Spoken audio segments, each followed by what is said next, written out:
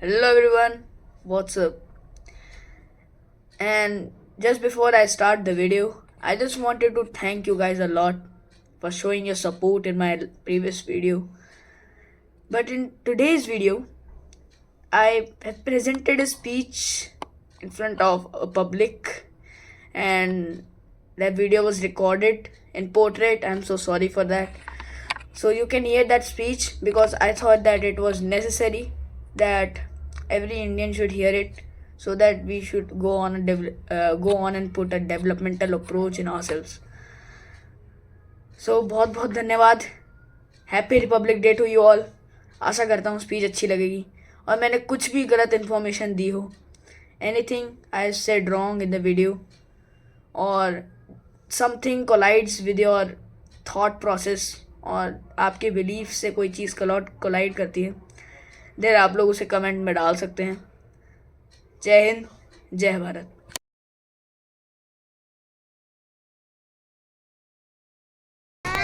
भारत माता की वंदे वंदे. तो आप सभी को मेरा तहे दिल से नमस्कार. और कुछ भी कहने से पहले मैं बस ये कहना चाहूँगा, आप सभी को गणतंत्र दिवस की हार्दिक शुभकामनाएं. और गौरव जोशी आज आप सभी के समक्ष अपने विचार गणतंत्र दिवस पर.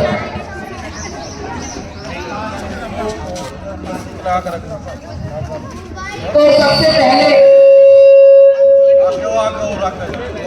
एक बहुत ही कॉमन सवाल, थोड़ा सा नीचे रख. हाँ, थोड़ा सा नीचे रख लो.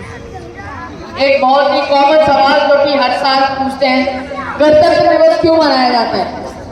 इसमें भी बहुत सारे लोग कंफ्यूज हो जाते हैं कि आज के दिन कॉन्स्टिट्यूशन बनाया गया था या संविधान को लागू किया गया था. तो मैं क्लियर कर दूं, संविधान को बनाया गया था 26 नवंबर 1949 और इस संविधान को बनाकर लागू किया गया था 26 जनवरी 1950, जिसको कि हम गणतंत्र दिवस के रूप में मनाते हैं. अब कॉन्स्टिट्यूशन हमारा लागू हो गया, संविधान उस समय के लोगों ने अपना दिमाग लगाकर बना दिया, लेकिन क्या हम उसी कॉन्स्टिट्यूशन के बेसिस पर आगे बढ़ते रहेंगे? उन्होंने उस जमाने के हिसाब से ये संविधान बनाया. हमें आगे बढ़ने के साथ साथ आज के जमाने से रिलेटेड होकर इस कॉन्स्टिट्यूशन में बदलाव भी लाते रहने चाहिए. इस कॉन्स्टिट्यूशन में ही नहीं, हर एक चीज आउटडेटेड हो जाती है अगर हम उसमें बदलाव ना लाए, क्योंकि ये पुराने जमाने की चीजें हैं जो कि समय से चली आ रही हैं. अब नए बदलाव लाने का क्या प्रोसेस रहता है मैं बताता हूँ. एक प्रॉपर मतलब प्रोसेस रहता है जिससे कि आप कोई भी बदलाव लाना चाहते हैं तो आराम से ला सकते हैं. पहला स्टेप होता है कि हम प्रॉब्लम को आइडेंटिफाई करें. एक समस्या है, जब तक उस समस्या पता नहीं चलेगी तो हम उस समस्या का समाधान नहीं ढूंढ पाएंगे. दूसरा स्टेप, उस समस्या के सॉल्यूशन सोचना, उसके क्या क्या पॉसिबल सॉल्यूशंस हो सकते हैं. जैसे कि एक उदाहरण लेते हैं कि आईपीसी को भारतीय न्याय संहिता से रिप्लेस कर दिया गया अभी 1 जुलाई 2024. अब इस प्रोसेस में पहले प्रॉब्लम का आइडेंटिफिकेशन हुआ कि आईपीसी में क्या क्या गड़बड़ है, फिर उसके बाद उसके पॉसिबल सॉल्यूशन सोचे, फिर उन सॉल्यूशन का इम्पैक्ट सोचा कि अगर हम आईपीसी को भारतीय न्याय संहिता बना रहे हैं तो इससे नॉर्मल लोगों की जिंदगी में क्या इफेक्ट पड़ेगा, क्या असर पड़ रहा है. फिर आखिरी में ये एक सॉल्यूशन बनाना और उसे इम्प्लीमेंट करना, ये एक बेसिक प्रोसेस होता है. अब कैसे चेंजेस आए उसका एक एग्जांपल दूंगा. हमारे इंडिया में ही एक बड़ा चेंज हुआ था कि प्लानिंग कमीशन को नीति आयोग बना दिया गया. प्लानिंग कमीशन 15 मार्च 1950 में आई थी, जिस साल कॉन्स्टिट्यूशन बना उसी साल आई. और ये प्लानिंग कमीशन 5 ईयर प्लान देती थी.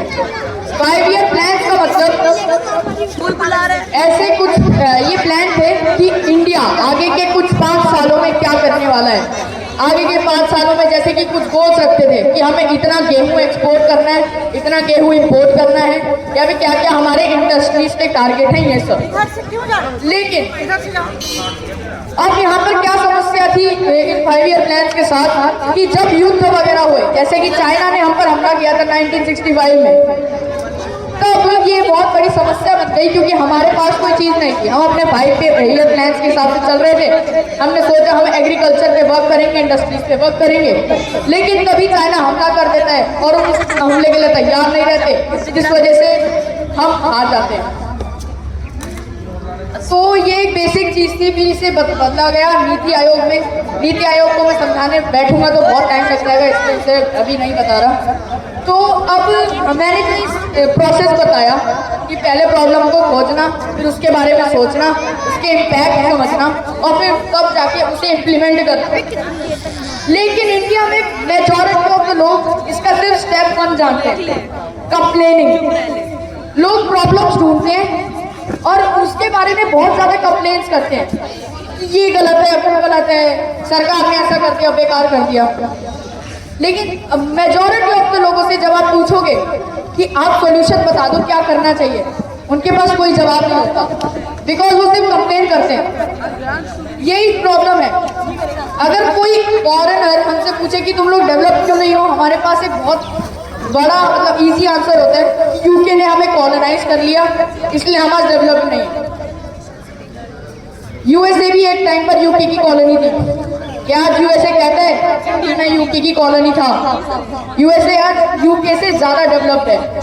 क्यों? क्योंकि उन्होंने रोना नहीं लगाया, उन्होंने डेवलपमेंट की और आगे बढ़कर अपना देश की जीडीपी $30 ट्रिलियन तक पहुंचा दी। अब हमारे पास यही दो ऑप्शन है, या तो हम रोना गाते रहें या फिर हम लोग सभी को साथ लेकर चले, एक डेवलपमेंटल अप्रोच उठाएं, साथ ही में एक ओपन माइंडसेट और आगे और इस जमाने के साथ मॉडर्नाइज होते चले, आगे बढ़ते चले।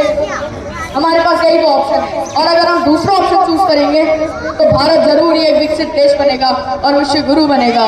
इन्हीं शब्दों के साथ मैं अपनी वाणी को विराम देना चाहता हूँ। जय हिंद, जय भारत।